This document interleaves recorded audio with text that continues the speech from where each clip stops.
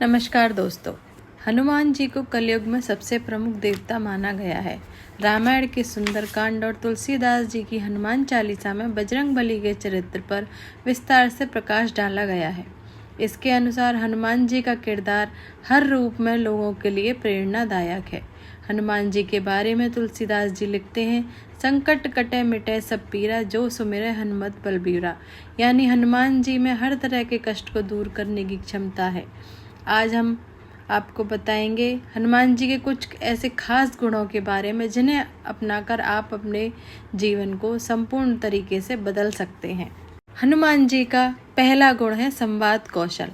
सीता जी ने हनुमान जी को पहली बार रावण की अशोक वाटिका में देखा था। इस कारण सीता जी उन्हें नहीं पहचानती थी।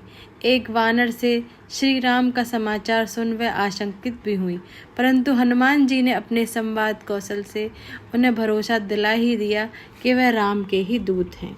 सुंदरकांड में इस प्रसंग को इस तरह व्यक्त किया गया है।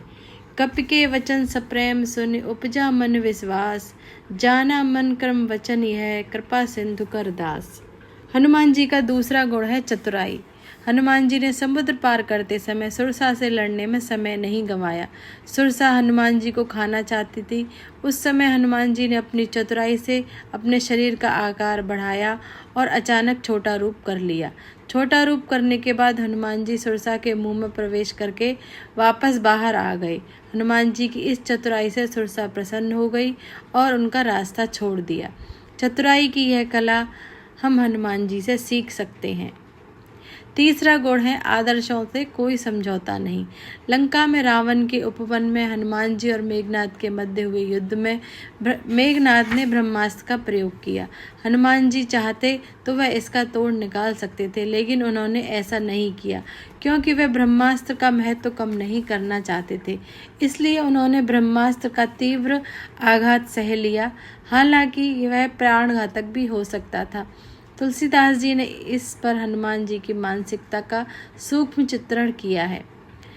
ब्रह्मा अस्त्र तेहि साधा, कपि मन कीन विचार, जो न ब्रह्मासर मानऊ, महिमा मिटाई अपार। हनुमान जी का चौथा गुण है बहुमुखी भूमिका में हनुमान जी। सूक्ष्म रूप धर सिंह दिखावा, विकट रूप धर लंक जरावा। सीता के सामने उन्होंने खुद को लघु रूप में रखा क्योंकि वह पुत्र की भूमिका में थे, परंतु संहारक के रूप में वह राक्षसों के लिए काल बन गए। एक ही स्थान पर अपनी शक्ति को दो अलग अलग तरीके से प्रयोग करना हनुमान जी से सीखा जा सकता है। हनुमान जी का अगला गुण है समस्या नहीं समाधान स्वरूप। जिस समय लक्ष्मण रणभूमि में मूर्छित हो गए थे, उनके प्राणों की रक्षा के लिए हनुमान जी पूरा पहाड़ उठा लाए क्योंकि वह संजीवनी बूटी नहीं पहचानते थे। हनुमान जी हमें यहाँ सिखाते हैं कि मनुष्य को शंका स्वरूप नहीं वरन समाधान स्वरूप होना चाहिए। अगला गुण है आत्ममुक्तता से कोसों दूर। सीता जी का समाचार लेकर सकुशल वापस पहुँचे श्री हनुमान जी की हर तरफ प्रशंसा हुई, लेकिन उन्होंने अपने पराक्रम का कोई किस्सा प्रभु राम को नहीं सुनाया।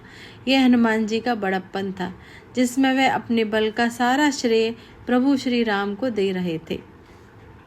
प्रभु श्री राम के लंका यात्रा वृतांत पूछने पर हनुमान जी ने जो कहा, उससे भगवान राम हनुमान जी की आत्ममुक्ता विहीन व्यक्तित्व के कायल हो गए थे।